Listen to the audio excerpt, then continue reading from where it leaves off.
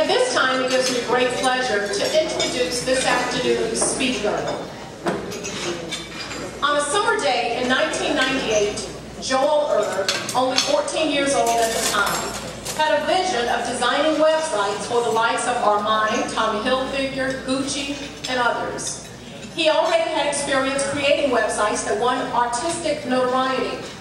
With a phone script in his hand, he gathered the phone numbers for Hugo Boss, Calvin Klein, and others, and made a couple of phone calls. To his surprise, he was given an appointment to meet with the directors of marketing in New York City. 2 weeks later, he used his uncle's limousine to visit the offices of Hugo Boss, Calvin Klein, and Giorgio Armani. Despite his young age, the firms were quite impressed with Joel. From there, Joel created numerous concepts and selling pieces for many of the New York fashion houses using new and unique technology. Well, after September 11th of 2001, due to the heavy concentration of his clients in New York City, Erb's revenue plummeted, and he was forced to reduce his staff by 8 employees. He then quickly reconsidered his decision to skip college, and so he enrolled full-time in the Robbins School of Business at the University of Richmond, where he earned his B.S.B.A. in 2006 while continuing still to grow his business. Significant milestones include the launch of a new set of services in 2004 that allowed the company to compete on a global scale as a full-service marketing and advertising agency. In 2005, Inet Network moved to an award-winningly designed office in Richmond's historic Shockoe bottom. Mr. Erb currently serves as president and CEO of INM United, the parent company of both Inet Network and Muroe. With INM United celebrating its 10th year in business and experiencing the largest growth in the company's history, Mr. Erb is very excited about the future. Joel Erb has been recognized in 2001 as the Rising Technology Star by the Greater Richmond Technology Council, the 2006 Regional and State Young Entrepreneur of the Year by the Small Business Administration, and as one of Virginia's top 40 under 40 by Style Weekly. Mr. Erb also holds a seat as a board member on the Small Business Awards Foundation. Please join me as I welcome Joel Erb, President and CEO of INM United, this afternoon's keynote speaker. Joel.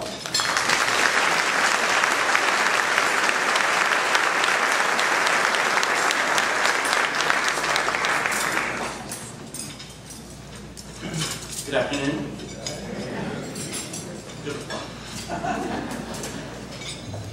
We influence policy shifts, we can stimulate the economy, and we represent 99.7% of all employing firms in the United States. We pay more than 45% of the United States payroll, and we're the #1 generator of new jobs. That's huge, huge.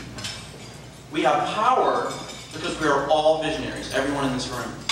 And especially now, it is increasingly difficult to hold on to any vision when we have our economy affecting the way it is. The financial markets are disintegrating, home sales are dropping, and everyone I'm sure in this room is feeling the effects of the economy. Yet, we are still visionaries. I hope that I can realize within each of you here today, and those whom you speak with when you leave this room, just how much power and never-fleeting vision has. So, as Ms. Williams had said, I will give you a brief introduction as to who I am, my story, and then we can move on. As a young South Richmonder, growing up in a 3-bedroom house with my 2 younger brothers, an older sister, and my mother and I, it was hard for me to hold on to any vision when my brothers were arguing over who got the last glass of Pepsi. My sister was arguing with the fact that her curling iron was broken. My father was blaring Led Zeppelin and Pink Floyd through the house. My mother was trying to maintain her title as domestic goddess by creating gourmet meals for our redneck crew. We would be happy with just fried chicken. My father worked and continues to work for the United States Postal Service as a mailman, an executive mailman, I'll add. He brought home the money that my mother spent, and then she divvied out allowances to all of us children. There were no luxuries. Most of the clothes we got were secondhand. We never ate out. And I was often given broken toys from yard sales that I had the challenge of putting back together. I also had a love for the arts because my mother, while running the household, was also an artist. She showed me how to be creative and really appreciate something that didn't cost any money to me, because we didn't have it. It was how to take a vision and make it a reality on canvas. It was in 1994 that my dad came home with the most lavish gift we had ever seen, a Radio Shack Tandy computer, which was, like I said, a pretty lavish gift. I was 10 years old at the time, and that computer almost became an instant appendage to me. I began to dabble with BASIC and then Visual Basic programming, and then became, at the same time, in middle school, enrolled in higher level art classes.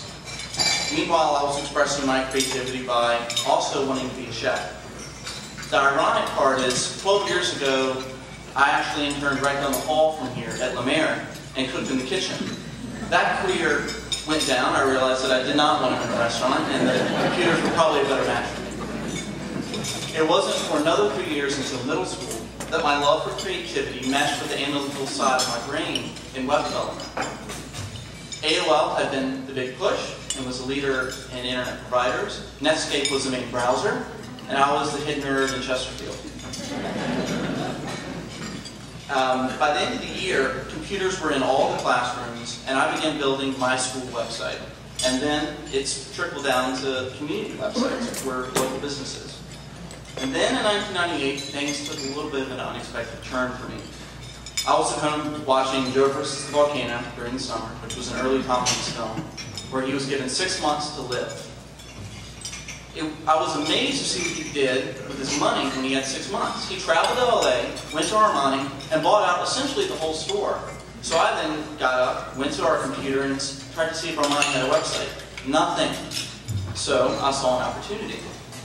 I wrote a phone script, started doing some designs, and then went on the computer again and got the numbers for Giorgio Armani, Calvin Klein, and Hugo Boss in New York City.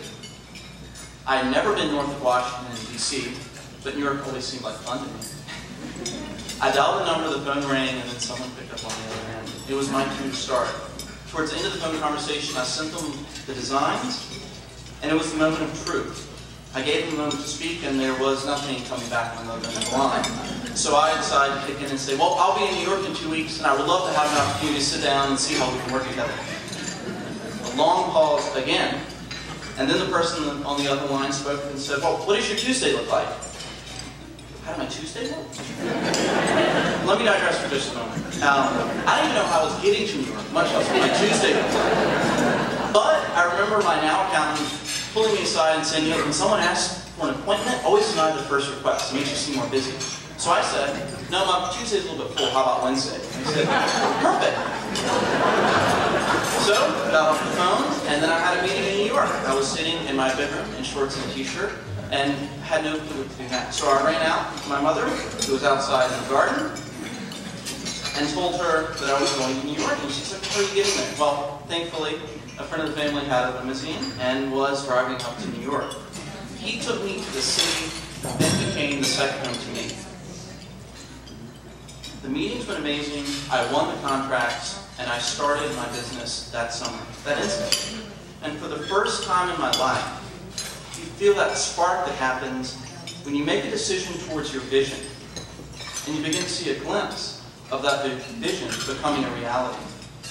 After New York, I began to create a staff just south of Chesterfield and Clement Heights in our first office, and I was still in high school. I started traveling on a weekly basis, and it became affecting my schoolwork. So I went to the school board and applied to drop out of high school. They then countered back with the state's first online virtual classroom program. It sounded perfect, and it was a lifesaver for me. The business grew, everyone felt like kings, and I was still in school.